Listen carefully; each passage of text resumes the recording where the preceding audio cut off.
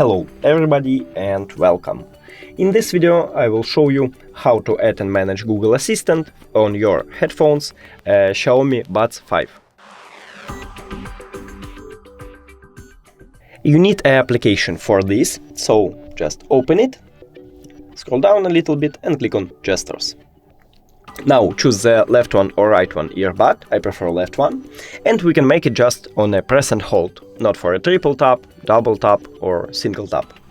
So I'm just click on left one, choose Voice Assistant, go back, and now right here I have touches button. So if I press and hold here, I will call Google Assistant. Let's check it. Right now I am press and hold. Hi Google, how are you? And as you can see, it's working. So that's it. Thank you for watching this video. If you found it helpful, please consider subscribing to the channel and leave the like on the video. It's really important to us. See you later.